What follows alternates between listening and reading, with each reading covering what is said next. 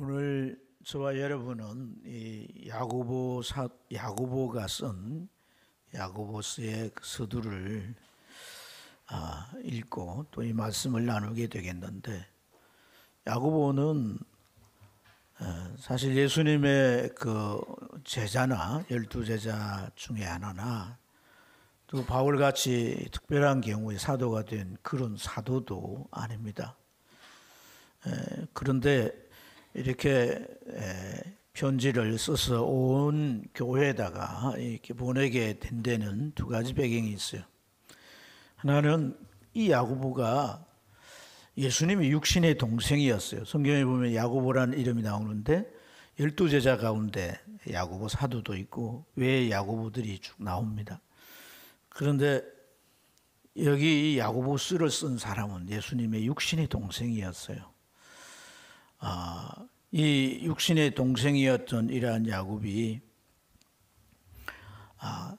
어떻게 예수님을 구원자로 믿게 되었는가, 하나님의 아들로 그렇게 믿게 되었는가. 요셉은 일찍 죽고 마리아가 이제 자녀들을 데리고 가정을 꾸려 살아가고 있었겠죠. 그리고 예수님이 이제 처음 마리아를 통해서 탄생하셨으니까 나머지 동생들과 함께 그렇게 어머니 모시고 지냈을 것입니다. 성장 과정에서 다 이렇게 서로가 뭐 얘기도 하고 집안에서 이렇게 장난도 치고 뭐 이렇게 가족들의 일환처럼 지냈겠죠. 그런데 예수님이 30대가 되자 어느 날 집을 떠나는 거예요. 그리고는 조금 있다 보니까 소문이 들리는데 예수님이 다니면서 자기가 하나님의 아들이라고 한다는 거예요. 그리고 인류를 구원할 메시아로, 구원자로 왔다고 이렇게 말한다는 거예요. 예수님이 그런 소리를 하고 다닌다라고 하는 이 소문이 이 나사렛 동네까지 퍼져서 들어오게 되고, 이웃들은 잘 아는 사이잖아요. 그러니까 그 집에 와서 마리아나 그 형제들에게 막 얘기를 했겠죠. 네 아들 예수가 하나님의 아들이래. 그가 메시아고 구원자네. 막 이런 말이 어디서, 아마 미쳤나 봐. 정신이 없나 봐. 막 이러면서 그 내버려도 되겠어? 데리고 와야지 안 되겠냐. 남동생이라도 보내서 남동생들이 강제적으로 이렇게 끌고 와야지. 저러다가 어떤 큰일이 일어날지 몰라. 주변에서 그러기도 하고 가만히 보니까 이건 뭐 보통 벗어난 것도 뭐 아니거든요. 그래서 어머니랑 그 동생들이 예수님께 갔죠. 예수님 많은 사람들을 모아놓고 설교를 하고 계시고 이제 사람들이 그를 따르는데 가서 이제 예수님에게 돌아가자고 얘기도 하고 이랬겠죠. 그런데 예수님은 그 가족들을 쳐다보지도 않고 사람들을 향하여 뭐라고 말씀하시냐면, 누가 내 어머니며 내 형제며 내 가족이냐? 다만 하나님의 뜻대로 행하는 자라야 내 어머니며 내 형제 자매니라. 아무는 강경한 거예요. 그래서 속으로 그냥 저렇게 가면 어절이다 하고서는 돌아와 버렸습니다. 그런데 1년, 2년 세월이 지나서 또 어떤 소식이 들려옵니까? 예수님이 급기야 십자가형으로 처형을 당하게 됐다는 거예요.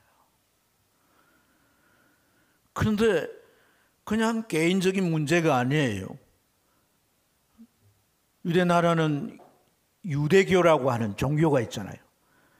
그걸 지배하는 사람들이 사내들인이고, 거기에는 대제사장과 수많은 제사장들과 바리새인들이 있습니다. 그들은 유대 나라의 핵심이 되는 사람. 이들에 의해서 결국 고소가 되고, 또한 로마 정부 총독에 의해서 재판이 돼가지고 십자가형으로 언도를 내려서 처형된다는 거예요. 조그마한 나사렛 동네의 그 가족들의 힘으로는 구해낼 수가 없는 거죠.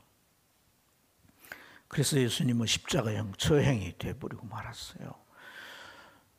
어쩔 수 없는 상황이고 그렇게 이제 다 끝난 줄 알았어요. 참 어릴 때 형과 동생과 형제 자매들로 뛰놀며 이렇게 자랐던 그러한 추억들은 뒤로 하고 너무나도 가슴 아프게 그렇게 예수님이 죽었다고 생각했는데 또 무슨 소문이 들리는 거예요.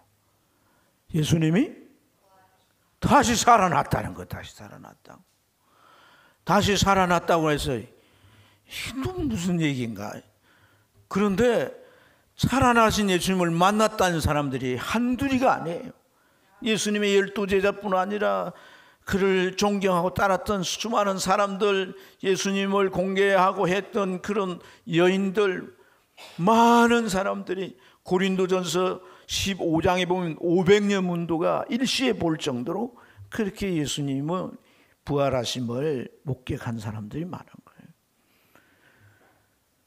그래서 이게 무슨 소리인가. 그렇다고 예수님이 이 육신의 모습을 가지고 계셨다면 이제 찾아가서 볼 수는 있겠지만 부활하신 그런 이제 몸이시니까 그 시공간을 초월하고 사람이 그냥 가서 보고 이렇게 접할 수는 없는 거잖아요. 만날 수는 없는 거예요.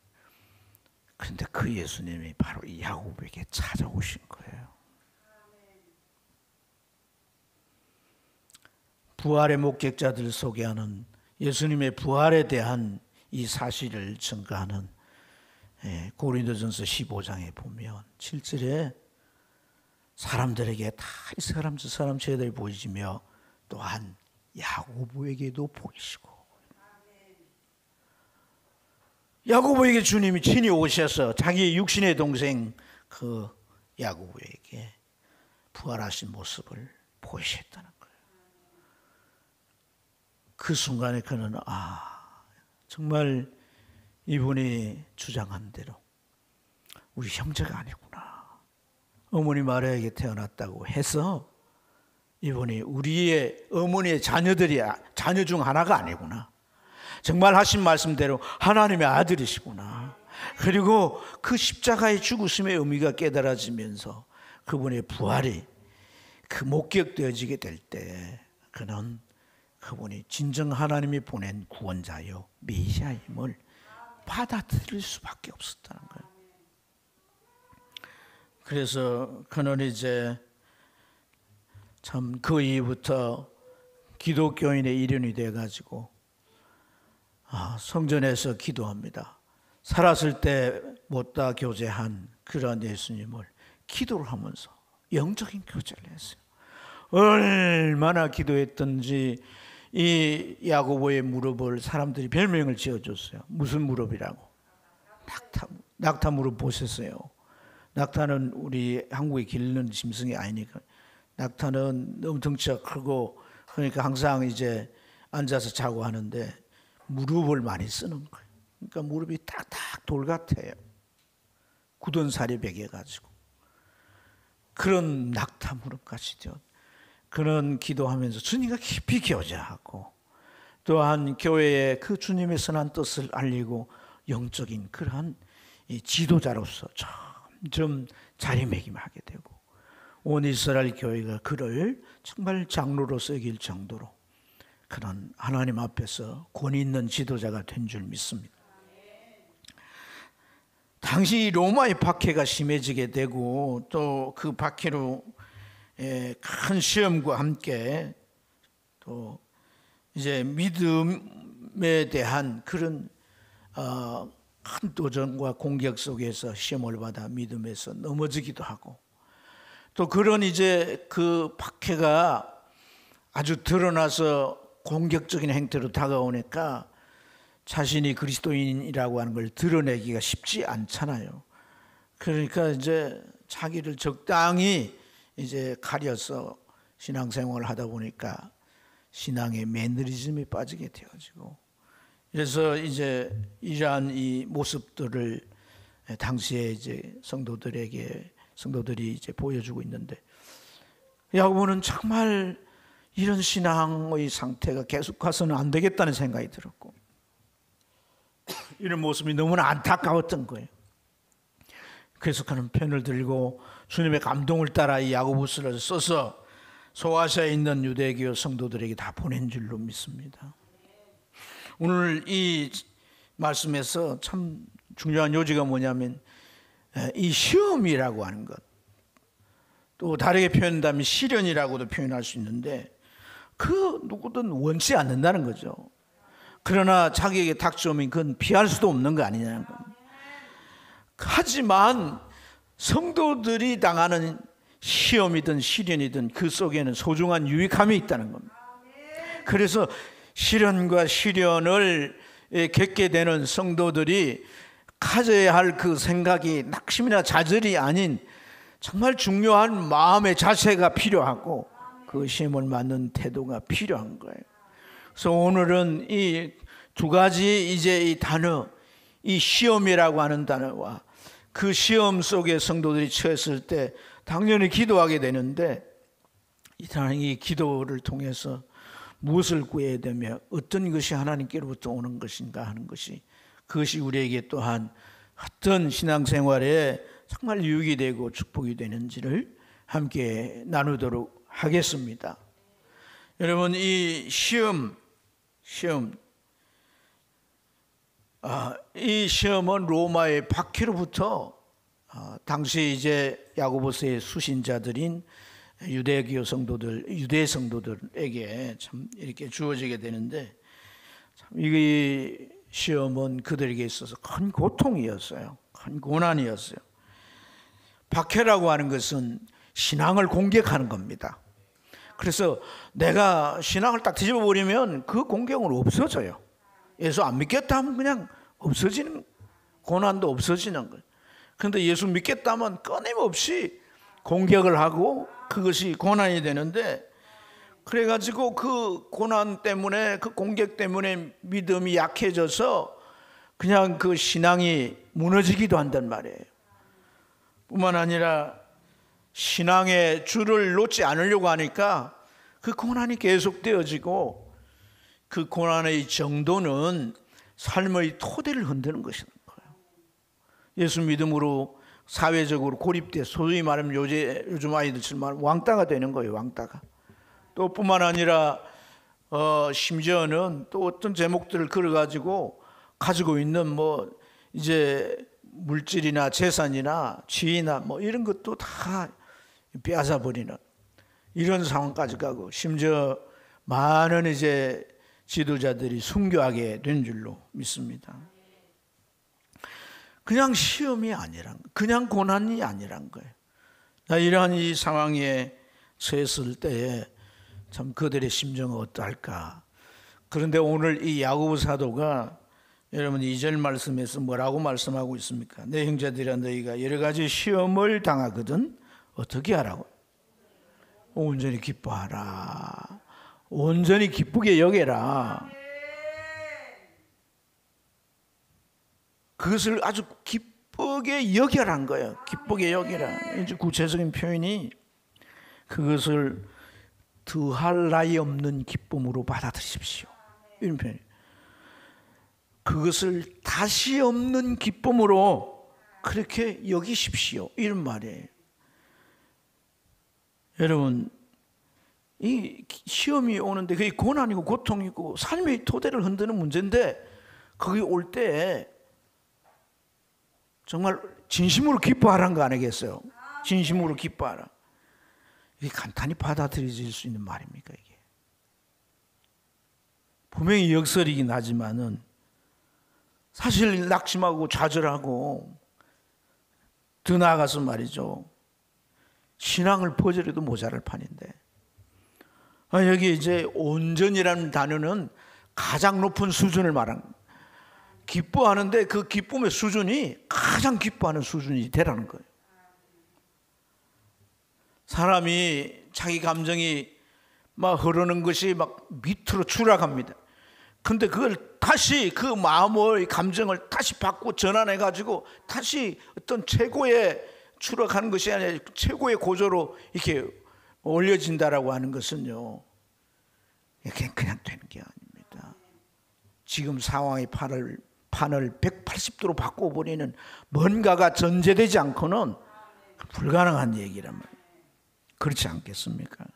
그래서 4절에 말씀하는데 인내를 온전히 이루라. 이는 너희로 온전하고 구비하여 조금도 부족함이 없게 하려 함이라고 말씀합니다. 이 말씀은 물론 시험이 오나 그로 인해서 너희가 참 무너지고 너희가 그렇게 해서 모든 걸 잃게 되고 끝나는 것이 아니라는 얘기죠. 온전히 구비되는데 그 결과는 너희가 조금도 부족함이 없게 된다 하는 이 말씀인데, 이것은 분명 반전을 말씀하는 것인 줄로 믿습니다. 그래서 너희가 시험이 와도 인내를 이루라는 거예요. 인내를, 끝까지 인내를 이루고 완전히 인내를 이루어야 된다라고 이제 말씀을 합니다. 네, 오늘 우리는 이 구절을 조금 더 깊이 들여다볼 필요가 있습니다. 여러분, 인내라고 하는 것은 그냥 참아내는 참을성을 더해 본다는 그런 의미가 아니에요. 인내가 어디서 올까요? 예수 믿는 것 때문에 오는 시련, 뭐 그런 시련이 아니어도 살다 보면 오는 여러 가지 우리에게 시험이 올 수 있는데, 그런 시험들이 올 때 우리가 인내해야 되는데 그 인내가 뭘부터 오느냐는 거예요. 어디부터 그 인내가 오겠냐는 거예요. 그냥 내가 막 참을성을 가지고 참아내면 되는 거냐는 거예요. 그렇지 않습니다. 이 인내라고 하는 것은 믿음으로부터 온다는 거예요. 믿음으로부터 온다는 거예요. 믿음에서 인내가 나온다는 거예요. 그래서 3절 말씀에 보면 이는 너희 믿음의 시련이 인내를 만들어내는 줄 알미라. 시련이 왔을 때 진정한 믿음은 인내를 낸다는 거예요. 인내심을 발휘한다는 거예요. 그래서 그것을, 그 시련을, 그 시험을 이겨내려고 한다는 거예요. 여러분, 여기 너희 믿음이라고 하는 단어를 주목해 보십시오. 믿음이 이 시련이라고 하는 것, 그 시험에 대해서 신앙도 내던질 수 있습니다. 그렇지 않습니까? 그런 시련 때문에 또 우리가 큰 낭패와 어려움에 처해질 수가 있습니다. 근데 이러한 이 시련을 인내해야 되는 것이고, 그런 인내가 어디로부터 오느냐? 믿음에서, 너희 믿음에서 나온다고 했어요. 그렇다라고 할 때 우리의 믿음이 어떤 믿음이어야 하느냐가 중요한 것입니다.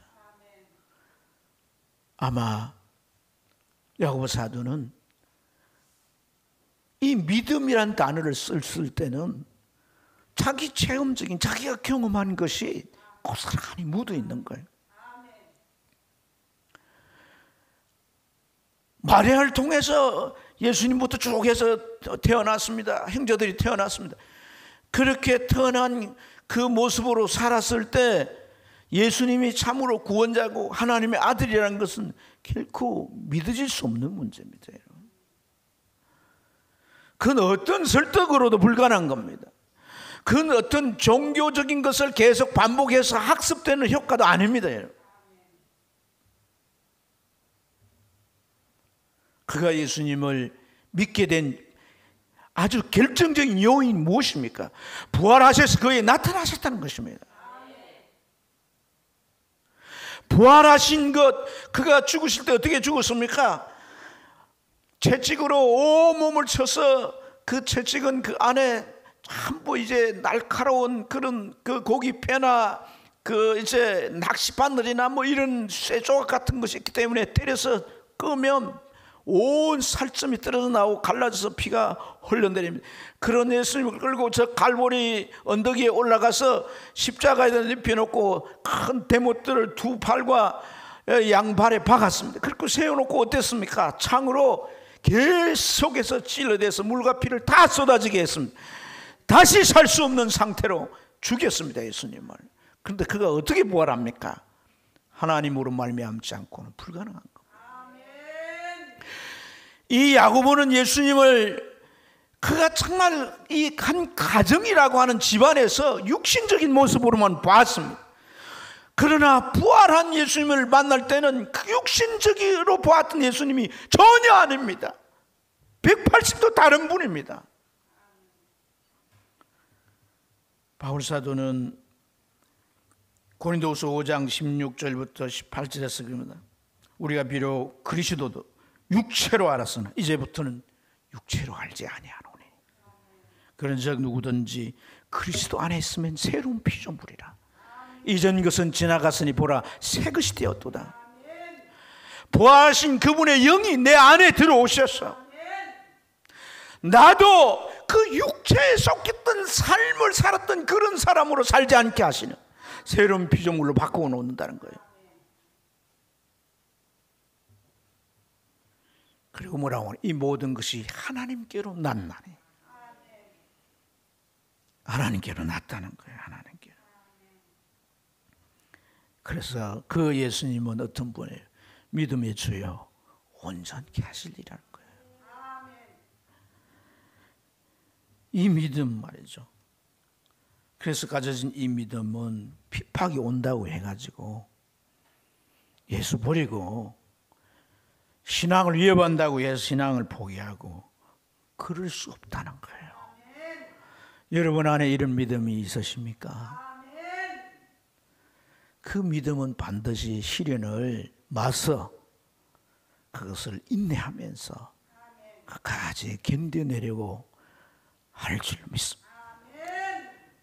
이 믿음은 그렇게 여러분 안에서 인내를 만들어낼 줄로 믿습니다. 사랑하는 여러분, 오늘 우리 안에 이 믿음이 있는가를 자문해 봐야 합니다. 이 믿음이 만약에 우리 안에 없다라고 한다면 우리가 예수 믿는 이유로 집이 압수되고 또 예수 믿는다는 이유로 직장을 잃게 되고 예수 믿는다는 이유로 모든 것을 몰수당하고 심지어 죽음의 위기까지 놓였다면 우리는 이 믿음이 없다면 예수를 그 상황에도 붙잡지 못합니다. 이 믿음을 가지시길 축복합니다. 이 믿음이 나와 여러분 안에 있는가 확인해야 하는 것이다. 이 믿음이 우리 안에 없다면 우리는 내하의 기독교도 종교일 뿐입니다. 뭐 절에 가는 거나 뭐 어디 사원에 가는 거나 똑같을 뿐입니다. 굳이 이 교회로 이 기독교를 믿으라고 할 필요가 없어요. 잘 다니고 있는 사람 왜 전도합니까, 여러분? 그곳에도 평안을 얻는다는데, 복을 받는다는데. 이 믿음은 유일한 것이기 때문에요. 유일한 것이기 때문에.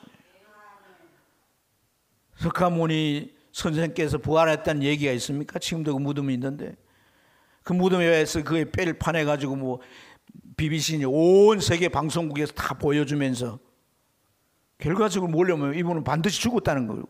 죽음으로 끝났다는 걸 보여주는 거 아닙니까? 마음의 무덤도 있고 유교가 뭐 아시아에 퍼졌지만 공자의 무덤도 보여줄 수 있습니다. 예수의 무덤이 있을지라도 그건 빈 무덤이다.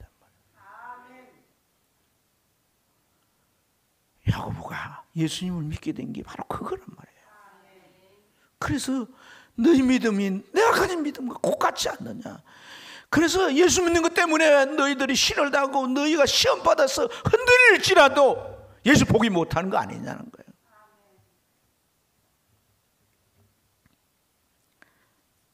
시험 속에서 우리가 믿음으로 인내한다면 우리 안에 무엇이 온전히 구비되고 그 구비된 것이 우리로 하여금 어떻게 부족함이 없게 할까요? 12절에 보면 그런 표현이 나옵니다. 시험을 참는 자가 복이 있나. 시련을 견디는 자가 주께서 자기를 사랑하는 자들에게 약속하신, 한번 따라합시다. 생명의 매를 주실 것이기 때문이라. 네. 정말 예수님을 사랑하여 그 믿음의 도전을 이겨내는 자들에게 생명의 멸류관을 주신다는 거예요. 생명의 멸류관이 뭐예요? 말 그대로 영생하는 겁니다. 영생하는 거. 죽어도 우리는 영생하는 거죠. 지옥에서 영생하는 자들이 있겠지만 믿지 않는 이유로 우리는 천국에서 영생합니다. 아멘. 이게 복이란 겁니다. 이게 복이란 거예요. 시험을 참는 자가 복이 있나니. 시험을 참음으로 믿음을 지켰다는 거죠. 예수 안 버렸다는 겁니다. 신앙 포기 안 했다는 겁니다. 그래서 복이 있다. 그 복이 뭐냐? 생명의 멸류관을 쓰는 거다. 영생을 얻는 거다. 영생을 얻는 거다. 그 말이거든요. 누군가가 저한테 그런 말입니다. 목사님은 시골교회 또 교회 개척을 하고 평생을 목회했으니까 천국 가면 상이 있을 겁니다. 그래요. 그래서 저는 그렇게 대답합니다. 아니, 나는 하나님께서 나에게 상을 줄 거라고 나는 기대하지 않습니다. 나는 하나님 앞에 내가 어떤 상을 받을 것이다, 그렇게 내가 내 마음속에 기대감을 가지고 그걸 바라본다든지 난 그렇게 못합니다. 그런 삶도 못했고 그런 목회도 못했기 때문에 그렇게 못합니다. 네, 오직 한 가지 소원은 내가 천국 가는 것입니다.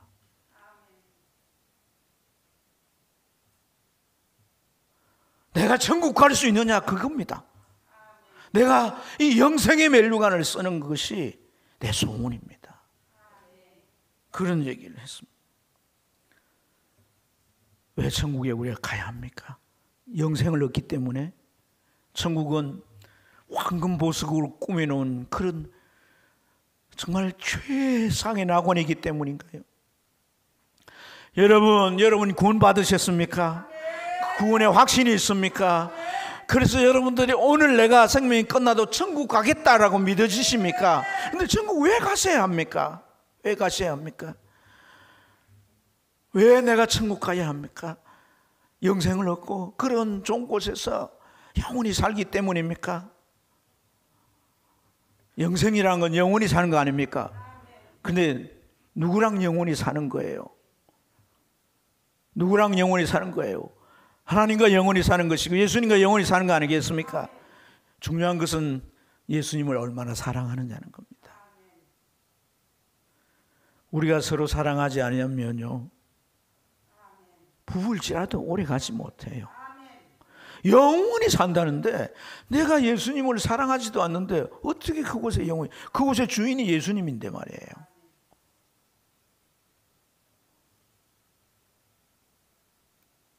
정말 내 마음 가운데 예수님이 있냐는 거예요. 우리는 본질 아닌 막 주변을 가지고 막 우리가 신앙생활을 한다고 열심을 내는 게 아니란 거예요. 교회 나오면 뭐 평안하고, 교회 나오면 뭐 기도하면 하나님 이런 복 저런 복 주시고, 교회 나오면 뭐 세상이 잘 되더라, 하나님이 지켜서 안전하더라, 뭐 그런 것들 가지고 우리가 신앙생활이, 그것들이 다 어찌 보면 내 마음 가운데 가장 중요한 자리에 있고 그것이 가치고 그것이 중심의 목적이 돼서 신앙생활을 하는 거 아니냐는 말이에요. 정말 내 마음 가운데 한번 물어보십시오. 예수님을 사랑하는 마음이 있는가?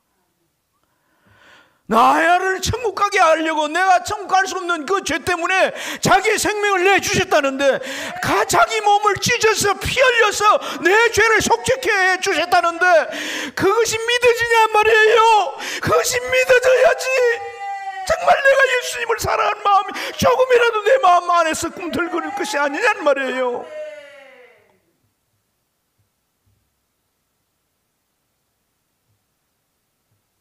예수님을 사랑해야 되는 거죠. 나는 그렇게, 그래서 내가 예수님을 내가 사랑하는가 묻습니다. 내가 예수님을 얼마나 사랑하는가?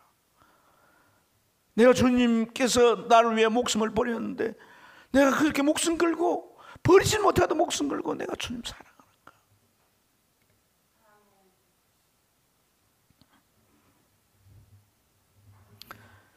우리가 신앙생활을 하면서 주변의 것들이 때때로 내 삶에 중요한 이슈로 우리에게 다가올 수 있습니다. 그러나 그럼에도 불구하고 우리는 항상 본질을 놓치면 안 되는 거예요. 본질을 놓치면 안 되는 거예요. 내가 왜 천국 가야 하느냐, 왜 영원히 살아야 하느냐, 그곳에는 뭐 황금 보석으로 지어놨고 하나님이 그런 곳을 나를 위해 예비해 놓으, 목사들도 문제가 많은 거지. 본질 그게 아니에요. 사랑인 거예요. 사랑. 그분을 내가 너무나 사랑하기 때문에 내가 그분과 함께 있고 싶은 거죠. 여러분, 내가 정말 싫어해요. 내가 정말 싫어하고 가까이 가기 싫은 사람, 그 뭐 큰 대걸 같은 집을 지어놓고 온갖 이제 뭐 그 가구들을 해놓고 거기도 음식제 뭐예요, 냉장고에 뭐 갖가지 고기들이 요리들이 가득 차 있고 그 종들도 있고 너무나도. 그런데 거기에서 여러분들이 계속 평생 살 수 있겠어요?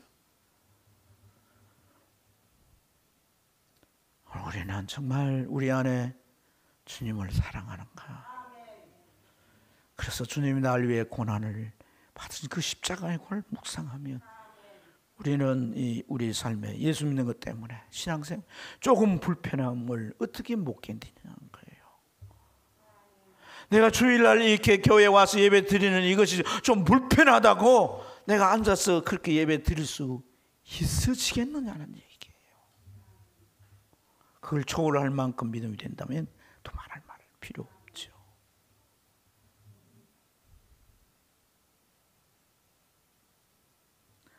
사랑하는 여러분,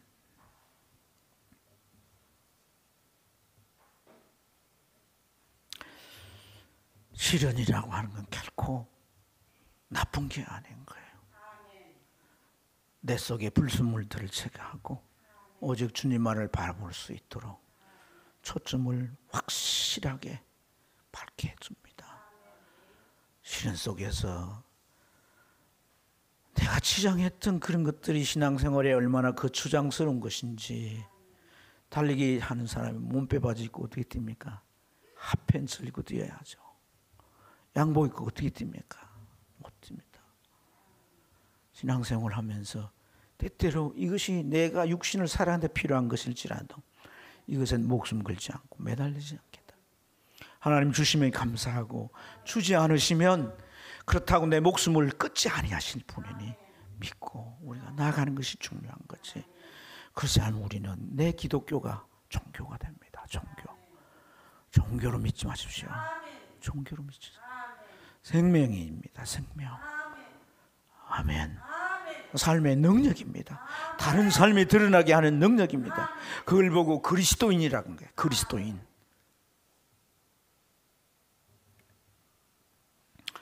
두 번째 우리가 살펴본 기도입니다. 기도를 우리가 왜 해야 되고 기도를 통해 얻어지는 게 뭐냐. 여러분도 올던 아이가 넘어져서 무릎 깼어요. 피가 나고 아픕니다. 그럼 이 아이는 여기 무릎이 상처가 나고 피가 나니까 약을 발라야 되고 빨리 병원 가야 되는데, 이 아이가 하는 게 뭡니까? 누굴 찾습니까?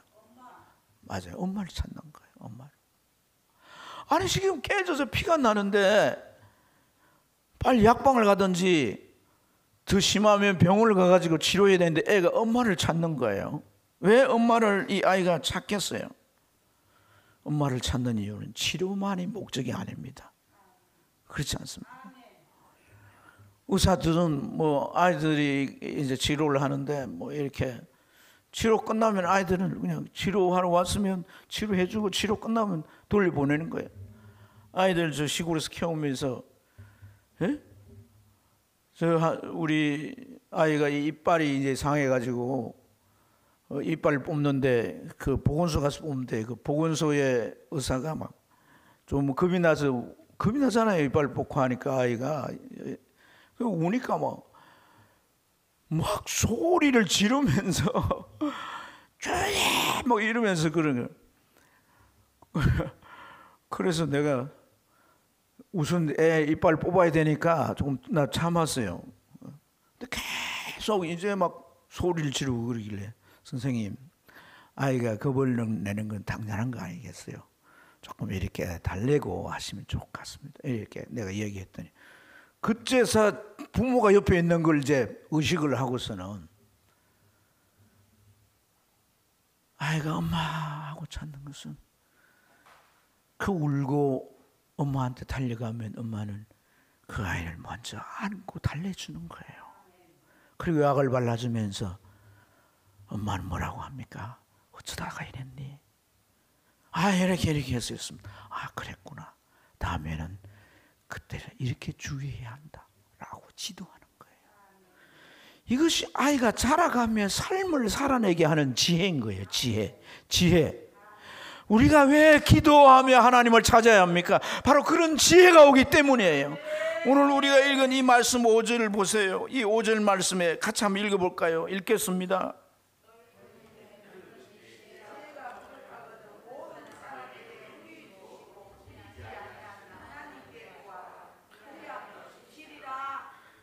시험이고 고난인데 왜 갑자기 지혜를 구하라고 할까요? 시험을 당했는데 시험 당한 이 시험을 갖다 해결해 달라고 기도해야지, 지혜를 달라고 왜 기도하냔 말이에요. 지혜를 왜 구하냐는 거예요.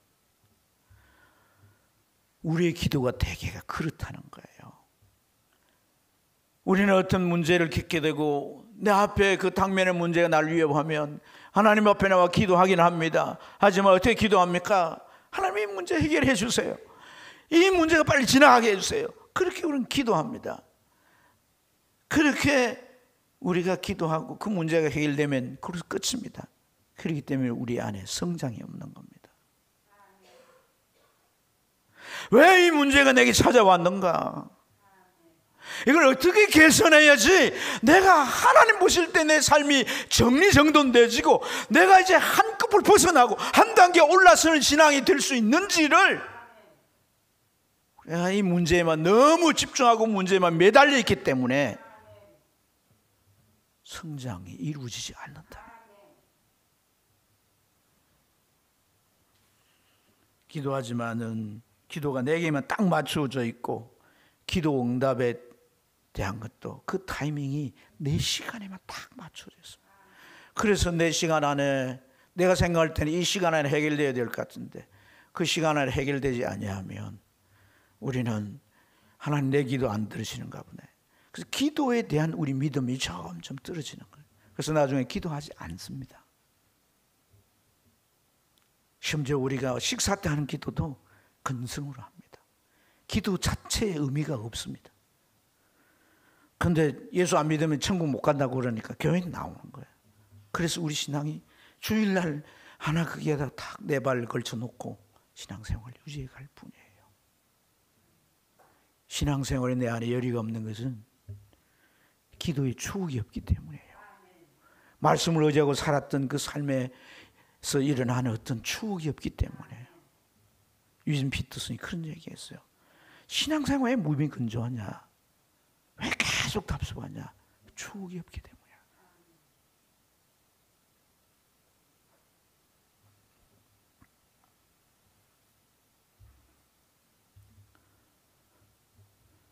문제가 생기니까 답답해 기도하죠. 하지만은 이미 내 마음 안에 깔려있는 그 생각의 바탕은 뭡니까? 기도에 대해 응답해 볼까? 지금까지 뭐 그런 거 없었는데 이런 생각이 깔려있는 거예요. 기도는 입으로 하는데 마음은 그렇습니다. 정 목사님이 교회를 개척했어요. 그래서 건물 홀을 하나 빌려가지고 강대상도 차리고 의자도 놓고 그렇게 해서 이제 개척교회를 하는데 얼마 있다가 그 아래층에 점집이 생겼어요. 무당이 점집을 거기다가 차려놓은 거예요. 그러니까 목사님이 마음이 너무 불편하고 속상한 거예요. 그래서 새벽 기도나 기도 시간에 와가지고 막 기도합니다. 눈을 떴어요. 막 기도합니다. 아니 하나님 보고 눈 뜨라는 게 아니고 우리 눈을 뜨라는 거예요. 막 기도합니다. 하나님 저 점집이 사라지게 했어요. 점집이 건물에서 나가게 했어요. 자기 건물도 아니면서 막 그렇게 간절히 기도를 했어요. 밤낮으로 기도를 했는데 어떻게 됐을까요? 점집이 나갔어요. 망했어요. 한 1년 넘게 하다가 안 돼서 결국 무당이 접은 거예요. 망했어요. 그런데 문제는 무당이 고소를 한 거예요. 아예 목사님을 고소한 거예요. 그래가지고 이제 재판이 열렸는데 판사 앞에서 아니 목사를 건물주도 아닌데 목사를 고소한 그 고소를 해가지고 손해배상 청구를 한 거예요. 그것도 2억이나. 그래서 아니 무슨 근거로 그렇게 하냐 이러니까 무당이 하는 말이 아니 이 목사가 자기 하나님한테 밤낮으로 이 무당집이 망하게 해달라고 기도했다는 거예요. 그래서 내가 망하게 됐다는 거예요. 그런데 문제는 판사가 그 말을 들으면서 고개를 끄덕끄덕하고 있거든요. 그러니까 목사님이 불안한 나머지 아니 판사님, 아니 저 무당 하는 말 진짜로 믿습니까? 진짜인 줄 믿습니까? 이렇게 말하는 거예요. 그럼 목사님은 진짜인 줄 믿고 기도한 거 아니냐고. 목사님 진짜 믿고 기도해야지 목사님 돼가지고 막 기도했는데 우연히 나간 건가? 그렇게 말해야지. 말을 하려면 네, 두 종교가 한 건물 안에 있을 수 없어서 제가 하나님 앞에 기도했습니다. 저를 나가게 하든 무당집이 나가게 하든 기도했습니다. 그런데 결과적으로 무당집이 나갔습니다. 망해 나갔지만은 무당집이 나가게 한 건 제가 아니라 하나님이기 때문에 하나님께 손해배상 청구를 하세요. 이렇게 하면은 얼마나 믿음 있는 표현이겠냐 말이에요. 오늘 야고보 사도가 오늘 한 말씀 가운데 너희 기도하지만 왜 너희가 마치 바다에 막 파도에 흔들린 배와 같냐. 그것은 마치 두 마음을 품은 자와 같다. 두 마음을 품고 기도하는 자와 같다. 우리는 이미 기도가 온전히 이루어질 줄 믿는 믿음을 가지고 기도해야 된다는 거거든요. 여러분,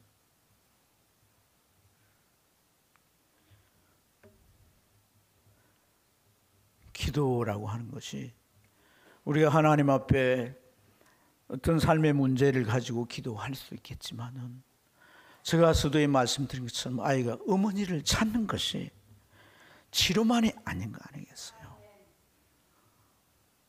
어머니로부터 오는 많은 것이 있는 거예요. 내가 어떤 문제가 생겼을 때 이 기도가 수단화되어 있다고 한다. 내게 기도가 수단으로 남아 수단의 개념으로 내 안에 자리 잡고 있다면 내가 돈 문제가 해결되지 못하면 돈 있는 친척이나 또 돈 있는 친구나 그런 사람 앞에 가서 구할 거예요. 내가 어떤 관계에 문제가 있다면 상담자를 찾겠죠. 직장에 문제가 있다면 이력서 써가지고 계속 하겠죠. 내가 하나님 앞에 내 문제를 가지고 나와 기도한다는 것은 하나님께서 그 기도를 통해서 이 문제만이 아니라 나에게 필요한 것들을 알려주시고 나를 고쳐주시고 내 신앙을 가다듬게 하시며 나를 바로 세우는 은혜가 있다는 거예요. 그것이 나로 하여금 온전하게 구비하게 할 뿐 아니라 조금도 부족함이 없도록 나를 만들어 가시는 그 손길이라는 겁니다. 기도 속에 이루어지는 손길 말이에요. 어찌 문제만 붙잡고 우리가 기도해야 되겠냐는 거예요. 하나님은 우리가 신앙생활하는 하나하나 모든 것이 다 영적으로 거룩한 것이고 가치 있는 것이고 그걸 통해서 하나님과 교통하며 그걸 통해 하나님 내게 말씀하시며 내가 하나님께서 나를 얼마나 사랑하는지를 느끼게 하시며 나를 얼마나 아끼는지를 알게 하시고 내가 가야 할 그 가치 있고 거룩한 길을 가도록 지도하시고 인도하시는 거라는 거예요. 오로지 문제 하나만 해결하기 위해서 그러니까 스스로가 복이 되고 마는 거예요. 기도를 수단화하지 마십시오.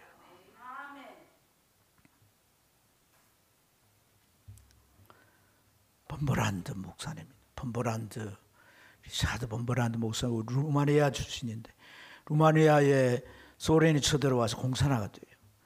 그러니까 이 공산주의는요 타겟이 기독교입니다. 기독교. 처음에는 그 나라를 점령하고 그 다음에 두 번째 타겟이 기독교예요. 그래서 어느 나라에서 이 공산주의 국가와 싸우게 되면 기독교인들은 다 순교하고 말살하려고 합니다. 여러분. 공산주의 사상을 가진 사람들은 다 그렇다는 걸 여러분들이 인식해야 합니다. 왜냐하면 공산주의는 유물론에서 나온 거예요. 하나님의 창조를 믿지 않습니다. 유물론에서 나온 거예요. 하나님의 존재를 부정합니다. 그리고 성경에 중요한 공산이라는 말 자체가 같이 나누고 쓰자는 거거든요. 그러니까 부자거 다 빼앗아서 가는 사람 주면 가는 사람이 없잖아요. 그거 해와서 얻은 게 뭐예요? 그거 해와서 사람들의 창의성, 사람들의 삶의 열정, 사람들이 새로운 삶을 향해 가는 그 모든 걸 다 빼앗아. 가만히 있어도 배고프다면 먹고 사는 거잖아요. 근데 여러분, 그런 이제 기독교의 박해 속에서 그분이 감옥에 들어갔어요. 감옥에 들어가서 기도합니다. 주님, 이 감옥에서는 아무도 없는데 누구랑 대화를 합니까? 그렇게 저리 기도하는데 이례적인 일이 벌어졌어요. 음성이 들리는 거야. 이 음성은 예수님의 음성이야. 딱 알아차릴 수가 있어요. 네 이름이 무엇이냐? 그 소리를 들으면서 아니 예수님 내가 신이라고 믿는데 신이면 그리고 다른 사람 이름 정도는 다 알지 않겠냐는 거예요. 그런데 네 이름이 무엇이냐고 왜 물을까? 그렇게 생각하는 순간에 마음 안에 두려움이 확 찾아옵니다. 그리고 내 이름이 리차드입니다 라고 말할 수가 없었다는 거예요. 왜냐하면 주님이 내가 너를 모른다 할까 봐.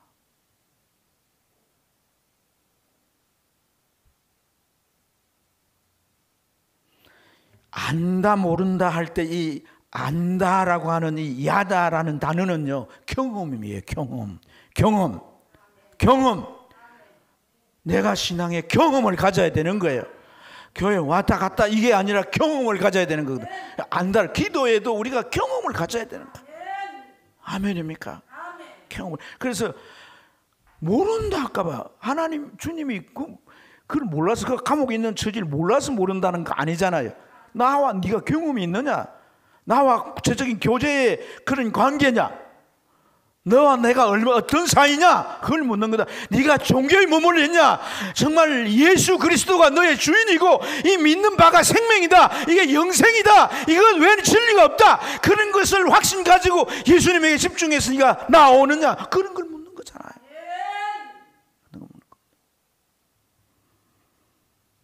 그래서 그가 대답할 수가 없었던 거죠. 엎드렸습니다. 주님, 제 이름이 없습니다. 주님의 이름을 갖게 해주세요. 예수님이 내 안에 들어와서 주님이 내 안에서 사시면 새 이름이 주어져요. 그게 그리스도인입니다. 그게 그리스도인. 근데 이름은 자기가 이름을 얘기하지 않아요. 하지 않잖아요. 집사님, 내 서정숙이 내가 이리지 않아요. 남이 불러주잖아요. 그죠? 그렇지 않습니까? 우리를 이웃이 그렇게 불러주는 거거든요. 그렇습니다. 여러분, 정말 주님이 주인이 되기를 원합니다. 그래서 예수님이 내 안에 들어오셔서 내 시련 속에 내 기도 속에 함께 하시면 우리의 기도가 주여 지혜를 주세요. 그래서 하늘부터 오는 지혜를 야고보는 3장 17절에 소개하는데 그 지혜는 성결하고 거짓이 없고 편견에 치우치지 아니하며 긍휼하고 선한 열매를 맺게 하는 것입니다. 우리가 하나님 앞에 기도하면서 그렇게 내 자신이 정리정돈되고 정화되어 새롭게 되어지게 되면 그 문제는 어느샌가 없어지게 되고 해결되는 것입니다. 우리가 예수 믿는 동기가 가난해서 너무 가난을 벗어날 수 없어서 삶의 온갖 불행스러운 일들이 너무나 찾아오고 저주가 점철되어 있어 예수. 그렇습니다. 그게 동기일 수 있습니다. 그러나 우리가 신앙생활을 해갈수록 우리는 바르게 믿음을 가질 수 있어야 합니다. 성경을 읽어야 합니다. 하나님의 말씀을 자세히 살펴서 읽어야 합니다. 그리고 그 말씀을 따라서 살아보려고 해야 합니다. 그렇게 살아가게 될 때 우리는 이 세상 앞에서 어떤 도전 앞에서도 굴하지 않고 신앙으로 우리가 저 천국을 향해서 걸어가게 될 줄 믿습니다. 기도하겠습니다.